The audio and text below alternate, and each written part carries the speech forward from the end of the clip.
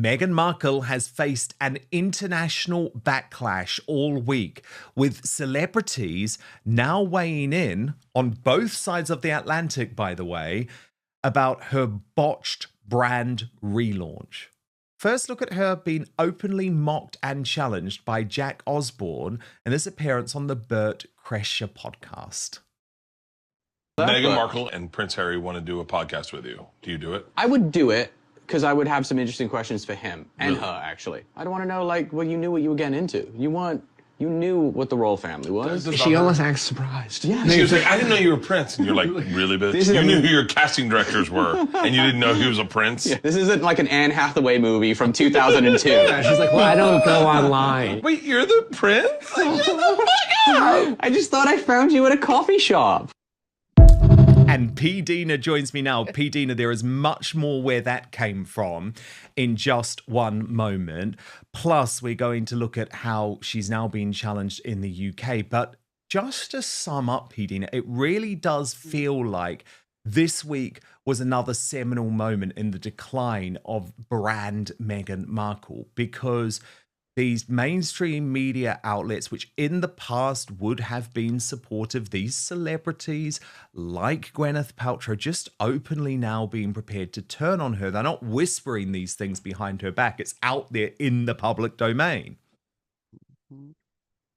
Yeah, I think we have something that is starting to get momentum. Right. I remember in the very beginning when all this was happening, I said somebody with a name, somebody who has a wide reach needs to come out and say something. And it's taken some years because, we've been talking about this for a while, but it's actually finally starting to happen. And I think other people will now jump on the bandwagon, and Gwyneth and others are saying something. They're going to want to side with the majority of people and be brave and just say it, because Meghan has tried to intimidate and brand herself as someone to be a voice to reckon with. But no, people really are starting to see that they have to stand up against what is wrong. And it comes down to your behavior. It comes down to doing the right thing by people and just being a good person. You can tell by how Meghan has treated people personally in her own life. A royal insider has confirmed that the royal family knew Meghan Markle was a narcissist before she even married Harry. All right. Let's start with what the royal family really thought of Meghan Markle from day one.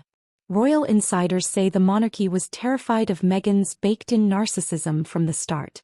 They feared she was self-obsessed and manipulative. They saw warning signs in how she treated her own family. They knew she would put herself above the institution. And here's where it gets really interesting. The royal family actually tried to give Meghan a chance. They gave her a grand wedding, a prestigious title, and global recognition. And what did she do? She turned around and smeared them.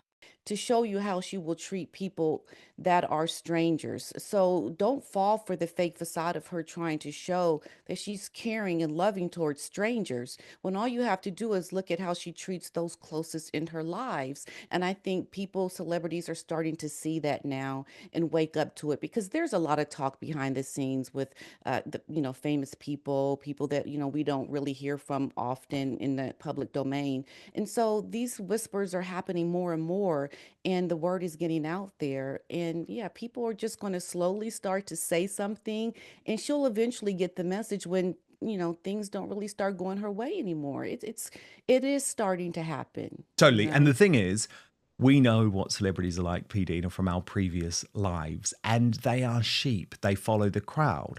And so there's been a lot of talk for a long time behind the scenes. Oh, we don't really like what Prince Harry's doing with Meghan Markle here. But for a period, that wasn't the cool thing. The cool thing was to be supportive, especially when they had the endorsement of real game changers in the celebrity space like Oprah Winfrey and Ellen DeGeneres. What's so fascinating, of course, is that over the past 5 years, Ellen DeGeneres has completely fallen, exposed as a sort of Meghan Markle style bully, and Oprah actually had her reputation damaged because she didn't challenge the Sussex lies.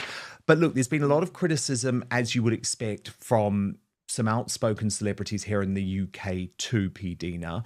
And I wanted to play you a specific moment with the brilliant Alex Phillips hosting on Talk TV alongside Kevin O'Sullivan.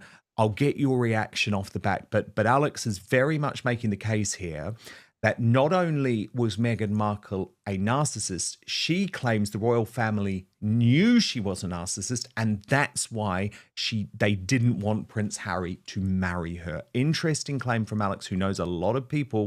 I mean, I think Alex Phillips is absolutely brilliant, P. Dina, but what about her claim there that, in fact, the royal family were aware of Meghan's narcissism, and that was behind their reluctance to let her enter the family? I think Harry should have listened to his family. They would have had his best interest at heart. But I think Harry was just trying to be rebellious and push back against people telling him things that he perhaps didn't want to hear. But unfortunately for Harry, he didn't listen to his family. And, people may say, the royal family is racist or whatever and say all these things. This is a situation where they were trying to tell him the truth.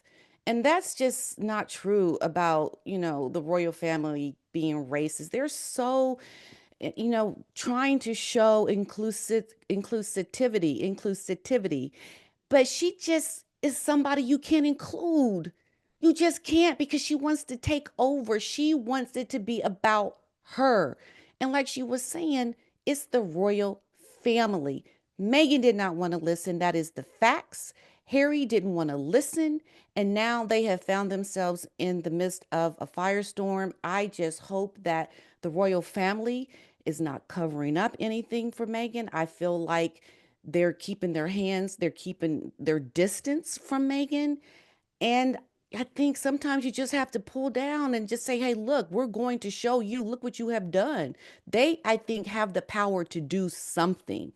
Folks, this isn't someone who was mistreated. This is someone who played the victim while trying to rewrite history. The monarchy saw the red flags. Why didn't Harry? And now that her brand is crumbling, is she finally being exposed? If even the mainstream press is turning on her, the tide has shifted. Now let's talk about the biggest shift we've seen in years. Hollywood and the media are finally calling out Meghan Markle. For years, celebrities and the press were scared to criticize her. They feared being called racist. They didn't want to be cancelled for questioning the Sussex narrative. But now, that fear is gone. With Harry, to really try to show him, stop being taken over by this woman. I mean, Harry is losing control. His whole life is spiraling out of control. It's not going to get better. This is not something that, eventually let's just wait and see what happens. This is something that is going to destroy this man. We already know he's had issues. I think the royal family at this point, they saw it in the beginning.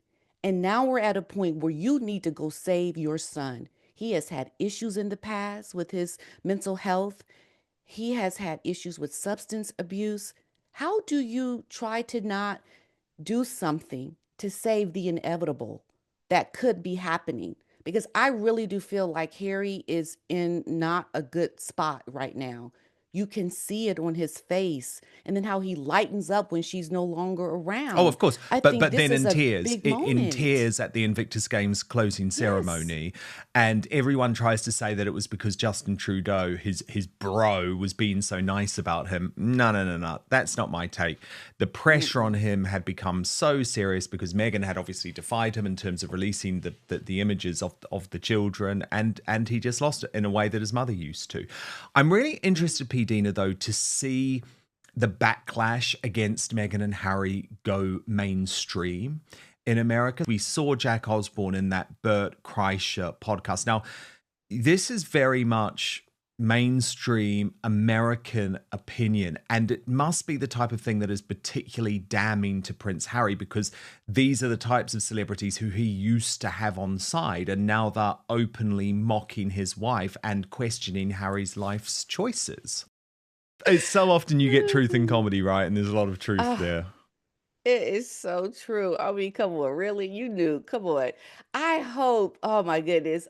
I mean, wouldn't it be just great to have her, on a podcast where, he's interviewing her and that will never happen, but I love to hear them speaking about this. It's just, it shows you how the American audience is really starting to see from the actions of Meghan and Harry who they really are. And now people are picking sides. And I, think it's wonderful because there is a lot there. Because Meghan, I'm telling you, is like no other when it comes to just a train wreck. And we love a train wreck.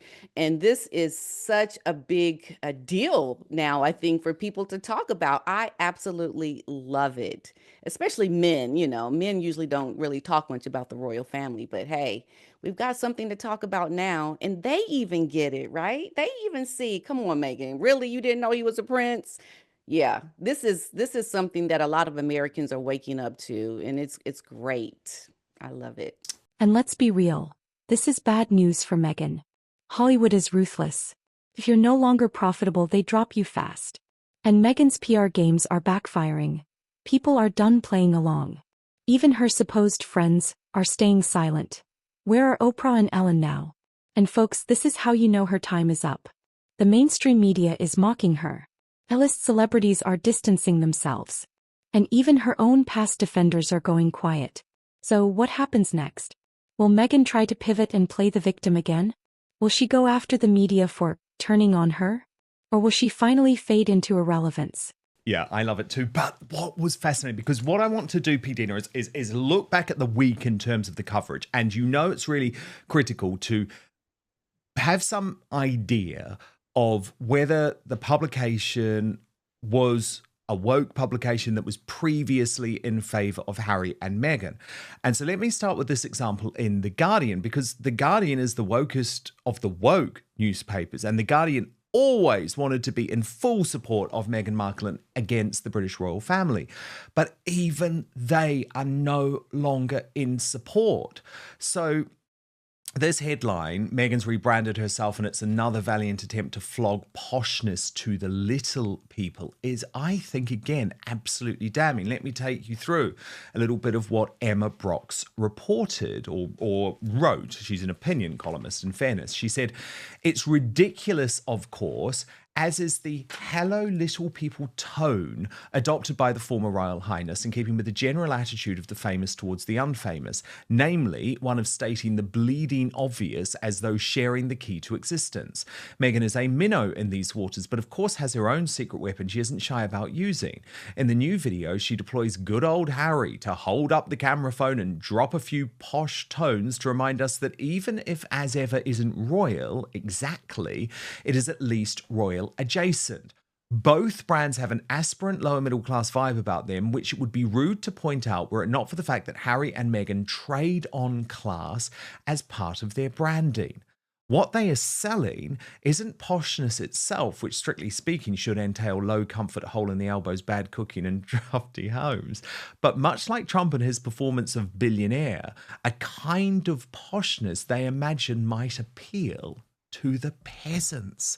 And look, I know The Guardian obviously comes from that left-wing perspective, but again, damning. And these were the people that they thought they could rely on, P. Dina. Yeah, I think it's like what I said earlier about with Gwyneth, people are starting to speak out and have the courage to, you see the elephant in the room, you better say something. You can no longer just ignore it. And people just can't ignore it anymore. And, trying to appeal to the little people, yeah, like let them eat cake, you can't be like this in social media. I mean, everyone is so aware of everything you do that your life essentially is an open book on the internet, and people are going to call you out. People have voices. You talk about, not being able to have your voice, Megan. Look, you've empowered a lot of women to come out and speak and have a voice with your nonsense. So, yeah, we're coming out and saying something. And I love this because this is what needs to happen. People, those publications, opinion pieces need to come out and call a spade a spade. Hey, look, girl, you're messed up. You're wrong. And you just have to wake up and try to be better now, because your life is not going to get better moving forward. Not with people turning on you like this. It's like you have to recognize the obvious. It's like, we can't see you. Okay, it's just like she's just trying to go about her business like all is good in the world, humdy dum. We're looking at you. We see you, and we're gonna call you out, girl. Okay. This is a PR nightmare for Meghan Markle. Now, the big question: does Prince Harry finally see what's happening? With the media turning on Meghan, where does this leave him? Harry has defended Meghan at every turn. He's cut ties with his family, his friends, and his country for her. But now she's losing the media that once protected her. If the media is no longer protecting Meghan, what's Harry's next move? Does he double down and stay loyal to Meghan? Or does he finally start questioning what he got himself into? We're gonna call you out. And You better stop. Yeah, and what's interesting, PD, even those that don't want to call her out are having to call her out. So I found another example from the pro-Meghan media this week. It's the London Standard, an article by India Block. Now, this woman is mega woke, right? But look at the headline.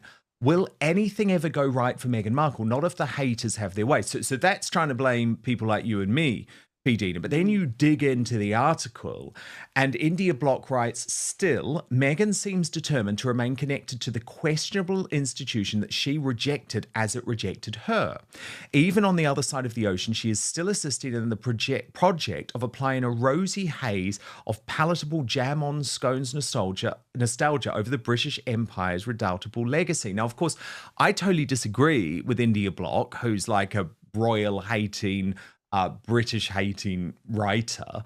But what's interesting is that Meghan, again, is annoying her base, because it's like, I thought you hated these guys. I thought you hated everything the Royal Institution was about, but this seemingly is what this brand is trying to get at.